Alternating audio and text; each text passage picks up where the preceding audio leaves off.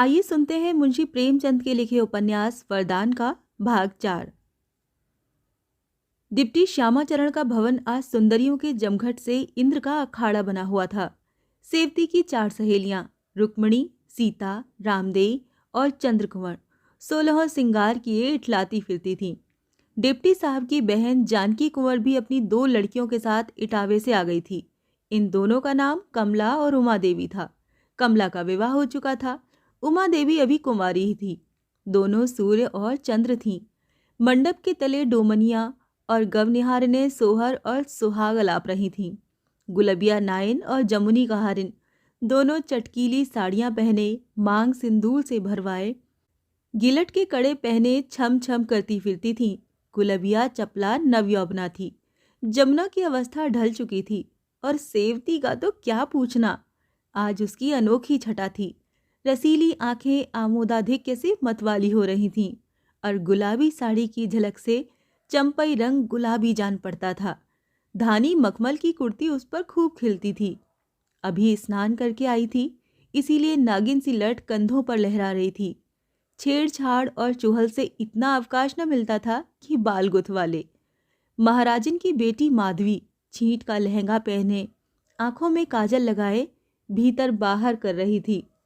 रुक्मणी ने सेवती से कहा, सित्तो, तुम्हारी भावज कहाँ है?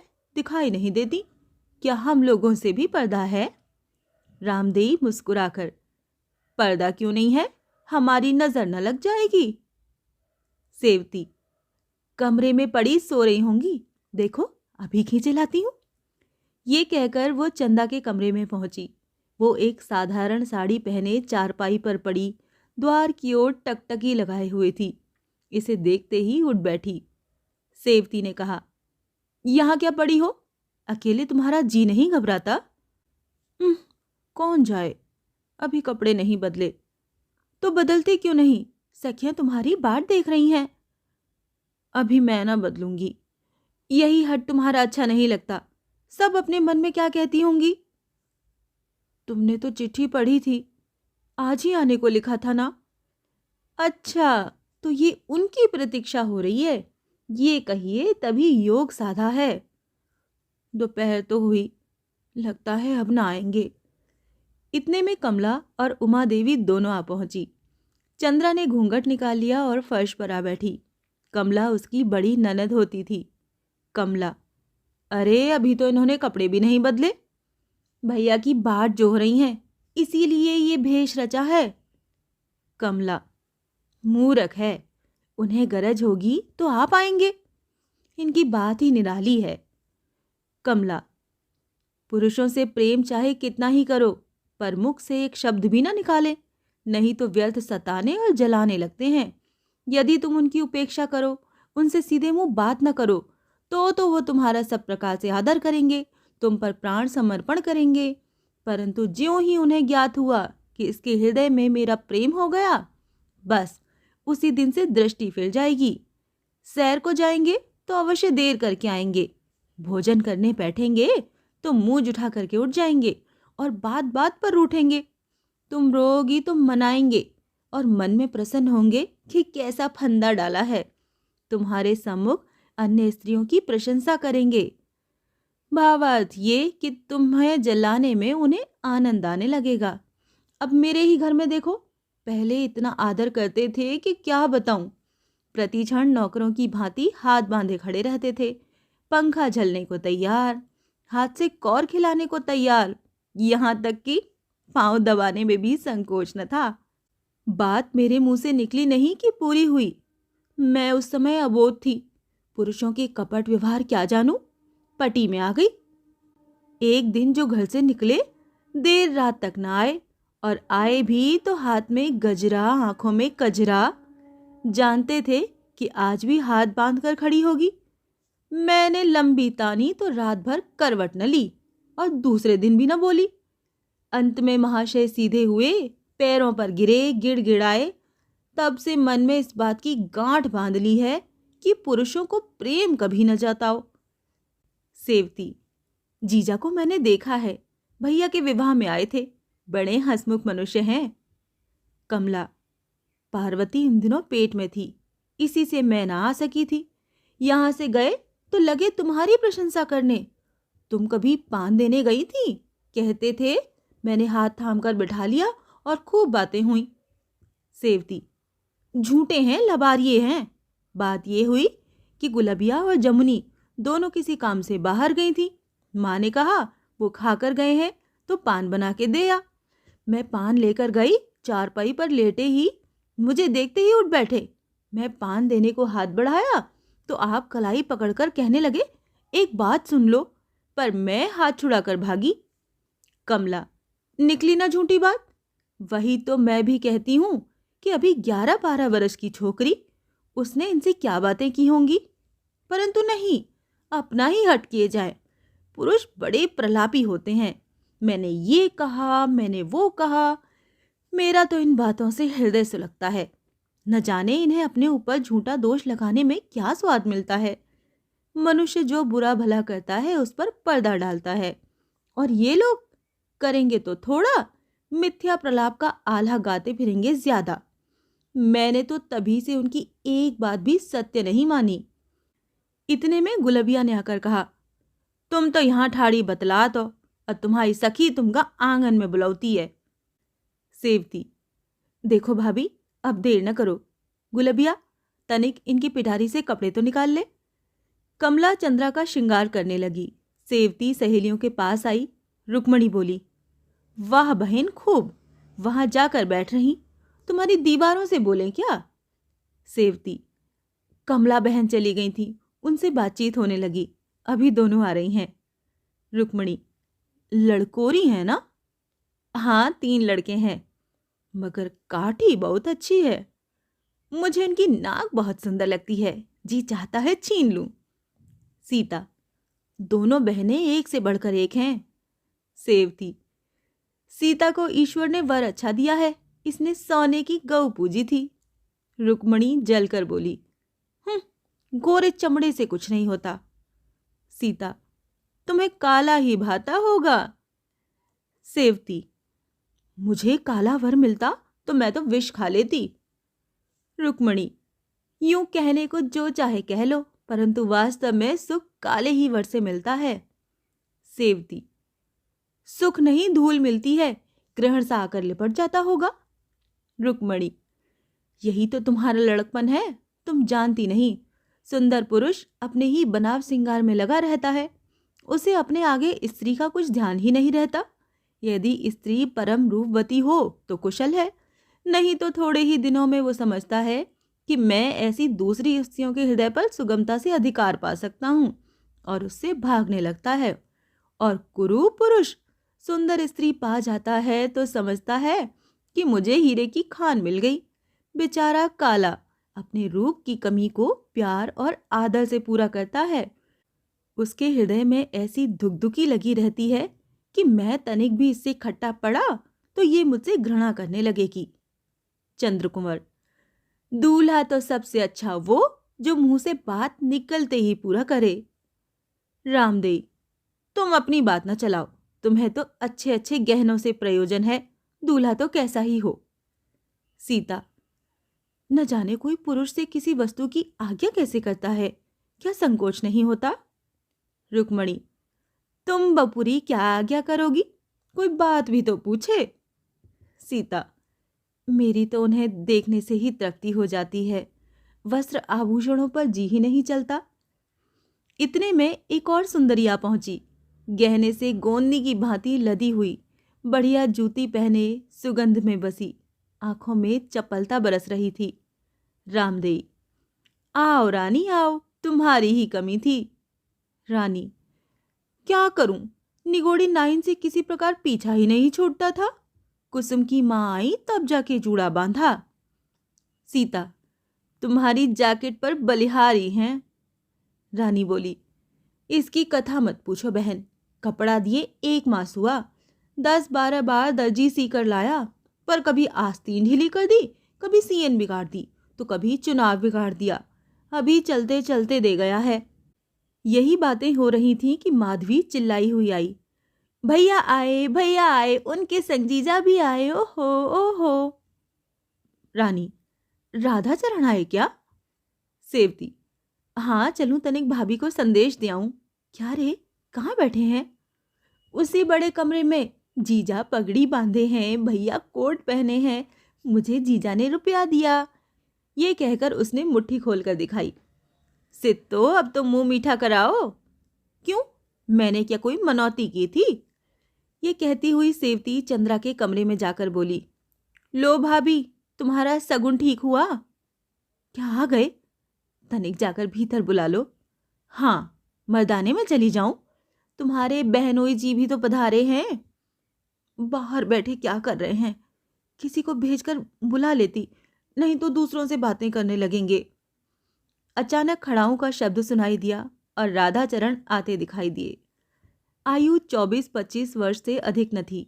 बड़े ही हंसमुख, गौरवर्ण, अंग्रेजी कट के बाल, फ्रेंच कट की दाढ़ी, खड़ी मूछें, लवंडर की लपटें आ रही थीं। एक पतला रेशमी कुर्ता पहने हुए थे। आकर पलंग पर बैठ गए और सेवती से बोले, क्या सित्तो, एक सप्ताह से चिट्ठी नहीं भेजी? सेवती, मैंने सोचा भैया अब तो आप आ ही रहे हो, क्यों चिट्ठी भेजूं? ये कहकर वो वहां से हट गई। चंद्रा ने घूंघट उठाकर कहा, वहां जाकर भूल जाते हो? राधाचरण ने हृदय से लगाकर कहा, तभी तो सैकड़ों कोस से चला आ रहा हूं। प्रताप चंद्र ने बिरजन के घर आना जाना विवाह के कुछ दिन पहले से ही त्याग दिया था। वो विवाह के किसी भी कार्य में सम्मिलित नहीं हुआ, यहाँ तक कि महफिल में भी न गया। मलिन मन किए, मुंह लटकाए अपने घर बैठा रहा। मुंशी संजीवन लाल, सुशीला, सुवामा सब विनती करके हार गए, पर उसने बारात की ओर दृष्टि न फेरी। अंत में मुंशी जी का मन टूट गया और फिर कुछ न बोले। ये दशा विवाह के होने तक थी। विवाह के पश्चात तो उसने उधर का मार्ग ही त्याग दिया। स्कूल जाता तो इस प्रकार एक ओर से निकल जाता, मानो आगे कोई बाघ बैठा हुआ है, या जैसे महाजन से कोई ऋणी मनुष्य आंख बचाकर निकल जाता है। बिरजन की तो परछाई से भी भागता। यदि कभी उसे अपने घर में देख पाता तो भीतर पग न देता। माता समझाती, बेटा, बिरजन से बोलते चालते क्यों नहीं? क्यों उससे मन मोटा किए हो? वो आकर घंटों घंटों रोती है कि मैंने क्या किया जिससे वो रुष्ट हो गया है। देखो, तुम और वो कितने दिनों तक संग रहे, तुम उसे कितना प्यार करते थे। अकस्मात तुमको क्या हो गया? यदि तुम ऐसे रूठे रहोगे तो बेचारी लड़की की जान पर बन जाएगी। सूख कर कांटा हो गई है। ईश्वर ही जानता है, मुझे उसे देखकर करुणा उत्पन्न होती है। तुम्हारी चर्चा के अतिरिक्त उसे कोई बात ही नहीं भाती। प्रताप आंखें नीची किए हुए सब सुनता और चुपचाप सरक जाता। प्रताप अब भोला बालक नहीं था। उसके जीवन रूपी वृक्ष में यौवन रूपी कोपलें फूट रही थीं। उसने बहुत दिनों से, उसी समय से जब से उसने होश संभाला, बिरजन के जीवन को अपने जीवन में शर्करा छीर की भांति मिला लिया था। उन मनोहर और सुहावने स्वप्नों का इस कठोरता और निर्दयता से धूल में मिलाया जाना उसके कोमल हृदय को विदीर्ण करने के लिए काफी था। वो जो अपने विचारों में बिरजन को अपना सर्वस्व समझता था, कहीं का न रहा। और वो जिसने बिरजन को एक पल के लिए भी अपने ध्यान में स्थान न दिया था, उसका सर्वस्व हो गया। इस वितर्क से उसके हृदय में व्याकुलता उत्पन्न होती थी और जी चाहता था कि जिन लोगों ने मेरी स्वप्नवत भावनाओं का नाश किया है और मेरे जीवन की आशाओं को मिट्टी में मिलाया है, उन्हें मैं भी जलाऊं और सुलगाऊं। सबसे अधिक क्रोध उसे जिस पर आता था वो थी बेचारी सुशीला। धीरे धीरे उसकी ये दशा हो गई कि जब स्कूल से आता तो कमलाचरण के संबंध में कोई घटना अवश्य वर्णन करता, विशेषकर उस समय जब सुशीला भी बैठी रहती। उस बेचारी का मन दुखाने में इसे बड़ा ही आनंद आता। यद्यपि अव्यक्त रीति से उसका कथन और वाक्य गति ऐसी हृदय भेदनी होती थी कि सुशीला के कलेजे में तीर की भांति लगती थी। आज महाशय कमलाचरण तिपाही के ऊपर खड़े थे, मस्तक गगन का स्पर्श करता था, परंतु निर्लज्ज इतने बड़े कि जब मैंने उनकी ओर संकेत किया तो खड़े खड़े हंसने लगे। आज तो बड़ा तमाशा हुआ। कमला ने एक लड़के की घड़ी उड़ा दी। उसने मास्टर से शिकायत की उसके समीप वो ही महाशय बैठे हुए थे। मास्टर ने खोज की तो आप ही के फेंटे से घड़ी मिली। फिर क्या था, बड़े मास्टर के यहाँ रिपोर्ट हुई। वो सुनते ही झल्ला गए और कोई 3 दर्जन बेंतें लगाई सड़ासड़। सारा स्कूल ये कौतूहल देख रहा था। जब तक बेंतें पड़ी महाशय चिल्लाया किए, परंतु बाहर निकलते ही खिलखिलाने लगे और मूंछों पर ताव देने लगे। चाची, नहीं सुना? आज तो लड़कों ने ठीक स्कूल के फाटक पर कमलाचरण को पीटा, मारते मारते बेसुध कर दिया। सुशीला ये बातें सुनती और सुन सुनकर कुढ़ती। हाँ, प्रताप ऐसी कोई भी बात बिरजन के सामने न करता। यदि वो घर में बैठी भी होती तो जब तक चली न जाती ये चर्चा न छेड़ता। वो चाहता था कि मेरी बात से उसे कुछ दुख न हो। समय समय पर मुंशी संजीवन लाल ने भी कई बार प्रताप की कथाओं की पुष्टि की। कभी कमला हाट में बुलबुल लड़ाते मिल जाता, कभी गुंडों के संग सिगरेट पीते, पान चबाते, बेढंगेपन से घूमता हुआ दिखाई देता। मुंशी जी जब जामाता की ये दशा देखते तो घर आते ही स्त्री पर क्रोध निकालते। ये सब तुम्हारी ही करतूत है। तुम्ही ने कहा था घर वर दोनों अच्छे हैं, तुम ही रिझी हुई थी। उन्हें उस क्षण ये विचार न होता कि जो दोषारोपण सुशीला पर कर रहे हैं कम से कम मुझ पर भी उतना ही है। वो बेचारी तो घर में बंद रहती थी, उसे क्या ज्ञात था कि लड़का कैसा है। वो सामुद्रिक विद्या थोड़े ही पढ़ी थी। उसके माता पिता को सभ्य देखा, उनकी कुलीनता और वैभव पर सहमत हो गई। पर मुंशी जी ने तो अकर्मण्यता और आलस के कारण छानबीन न की। यद्यपि उन्हें इसके अनेक अवसर प्राप्त थे और मुंशी जी के अगणित बांधव इसी भारतवर्ष में अब भी विद्यमान हैं, जो अपनी प्यारी कन्याओं को इसी प्रकार नेत्र बंद करके कुएं में ढकेल दिया करते हैं। सुशीला के लिए बिरजन से प्रिय जगत में अन्य कोई वस्तु न थी। बिरजन उसका प्राण थी, बिरजन उसका धर्म थी और बिरजन ही उसका सत्य थी। वही उसकी प्राणधार थी, वही उसके नैनों की ज्योति और हृदय का उत्साह थी। उसकी सर्वोच्च सांसारिक अभिलाषा ये थी कि मेरी प्यारी बिरजन अच्छे घर जाए, उसके सास ससुर देवी देवता हों, उसके पति शिष्टता की मूर्ति और श्री रामचंद्र की भांति सुशील हो, उस पर कष्ट की छाया भी न पड़े। उसने मर मर कर बड़ी मिन्नतों से ये पुत्री पाई थी और उसकी इच्छा थी कि इन रसीले नयनों वाली अपनी भोली भाली बाला को मरण पर्यंत आंखों से अदृश्य न होने दूंगी। अपने जामाता को भी यहीं बुलाकर अपने घर रखूंगी। जामाता मुझे माता कहेगा, मैं उसे लड़का समझूंगी। जिस हृदय में ऐसे मनोरथ हों उस पर ऐसी दारुण और हृदय विदारिणी बातों का जो कुछ प्रभाव पड़ेगा प्रकट है। हाँ, दीना सुशीला के सारे मनोरथ मिट्टी में मिल गए। उसकी सारी आशाओं पर ओस पड़ गई। क्या सोचती थी और क्या हो गया। अपने मन को बार बार समझाती कि अभी क्या है, जब कमला सयाना हो जाएगा तो सब बुराइयां स्वयं त्याग देगा। पर एक निंदा का घाव भरने नहीं पाता था कि फिर कोई नवीन घटना सुनने में आ जाती। इसी प्रकार आघात पर आघात पड़ते गए। हाय, नहीं मालूम बिरजन के भाग्य में क्या बदा है। क्या ये गुण की मूर्ति, मेरे घर की दीप्ति, मेरे शरीर का प्राण इसी दुष्ट प्रकृति मनुष्य के संग जीवन व्यतीत करेगी? क्या मेरी श्यामा इसी गिद्ध के पाले पड़ेगी? ये सोचकर सुशीला रोने लगती और घंटों रोती रहती। पहले बिरजन को कभी कभी डांट डपट भी दिया करती थी, अब भूल कर भी कोई बात न कहती। उसका मुंह देखते ही उसे याद आ जाती। एक क्षण के लिए भी उसे अपनी आंखों से अदृश्य न होने देती। यदि जरा देर के लिए वो सुवामा के घर चली जाती तो वो स्वयं पहुंच जाती। उसे ऐसा प्रतीत होता मानो कोई उसे छीन कर ले भागता है। जिस प्रकार बधिक की छुरी के तले अपने बछड़े को देखकर गाय का रोम रोम कांपने लगता है, उसी प्रकार बिरजन के दुख का ध्यान करके सुशीला की आंखों में संसार सूना जान पड़ता था। इन दिनों बिरजन को पल भर के लिए नेत्रों से दूर करते हुए उसे वो कष्ट और व्याकुलता होती जो चिड़िया को घोंसले से बच्चे के खो जाने पर होती है। सुशीला एक तो यूं ही जीर्ण रोगिणी थी, उस पर भविष्य की असाध्य चिंता और जलन ने उसे और भी घुला डाला। निंदाओं ने कलेजा चीर कर रख दिया था। 6 मास भी बीतने न पाए थे कि क्षय रोग के चिन्ह दिखाई दिए। प्रथम तो कुछ दिनों तक साहस करके अपने दुख को छिपाती रही, परंतु कब तक। रोग बढ़ने लगा और वो शक्तिहीन हो गई। चारपाई से उठना कठिन हो गया। वैद्य और डॉक्टर औषधि करने लगे। बिरजन और सुहामा दोनों रात दिन उसके पास बैठी रहती। बिरजन एक पल के लिए उसकी दृष्टि से ओझल न होती।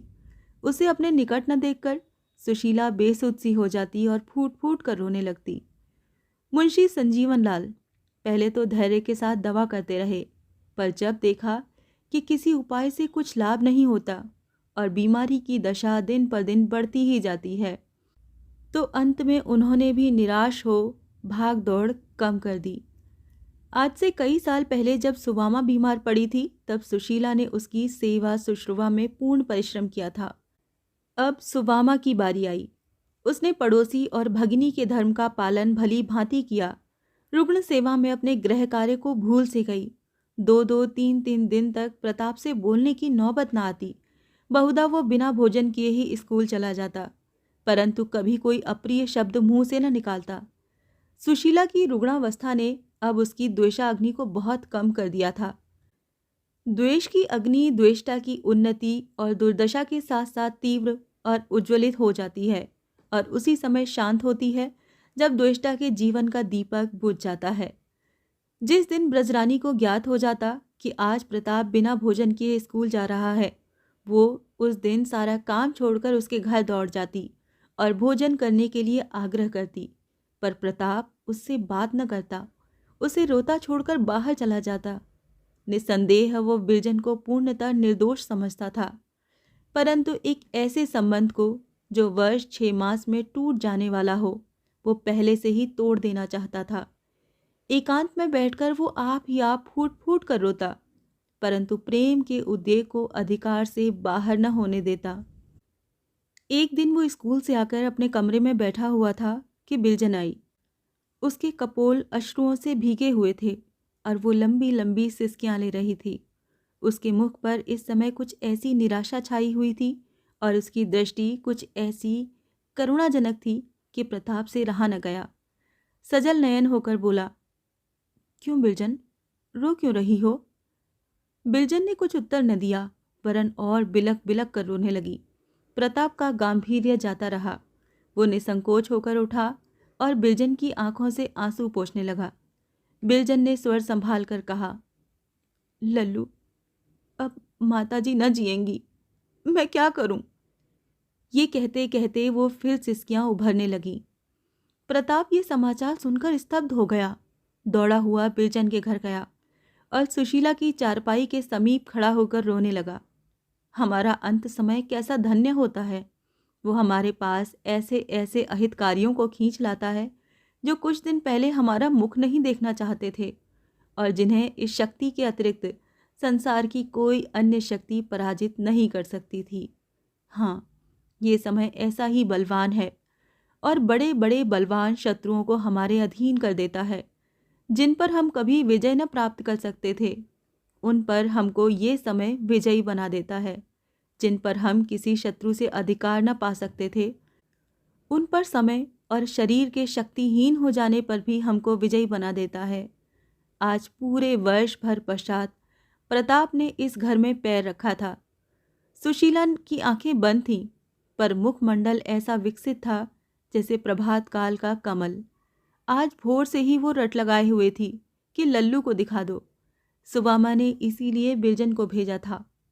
सुवामा ने कहा, बहन, आंखें खोलो, लल्लू खड़ा है। सुशीला ने आंखें खोल दी और दोनों हाथ प्रेम बाहुल्य से फैला दिए। प्रताप के हृदय से विरोध का अंतिम चिन्ह भी विलीन हो गया।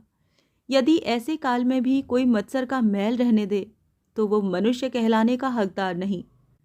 प्रताप सच्चे पुत्र के भाव से आगे बढ़ा और सुशीला के प्रेमांक में जा लिपटा। दोनों आधे घंटे तक रोते रहे। सुशीला उसे अपनी दोनों बाहों में इस प्रकार दबाए हुए थी मानो वो कहीं भागा जा रहा है। वो इस समय अपने को सैकड़ों धिक्कार दे रहा था कि मैं ही इस दुखिया का प्राणहारी हूँ। मैंने ही द्वेष दुरावेग के वशीभूत होकर इसे इस गति को पहुँचाया है। मैं ही इस प्रेम की मूर्ति का नाशक हूँ। ज्यों ज्यों ये भावना उसके मन में उठती, उसकी आंखों से आंसू बहते। निदान सुशीला बोली, लल्लू, अब मैं 2-1 दिन की और मेहमान हूँ। मेरा जो कुछ कहा सुना हो क्षमा करो। प्रताप का स्वर उसके वश में न था, इसीलिए उसने कुछ उत्तर न दिया। सुशीला फिर बोली, न जाने क्यों तुम मुझसे रुष्ट हो। तुम हमारे घर नहीं आते, हमसे बोलते भी नहीं। जी तुम्हें प्यार करने को तरस तरस कर रह जाता है, पर तुम मेरी तनिक भी सुध नहीं लेते। बताओ, अपनी दुखिया चाची से क्यों रुष्ट हो? ईश्वर जानता है, मैंने सदा तुमको अपना लड़का समझा है। तुम्हें देखकर मेरी छाती फूल उठती थी। ये कहते कहते निर्बलता के कारण उसकी बोली धीमी हो गई, जैसे क्षितिज के अथाह विस्तार में उड़ने वाले पक्षी की बोली प्रति क्षण मध्यम होती जाती है, यहाँ तक कि उसके शब्द का ध्यान मात्र शेष रह जाता है। इसी प्रकार सुशीला की बोली धीमी होते होते केवल साएं साएं रह गई। इससे आगे की कहानी जानने के लिए सुनिए वरदान भाग 5।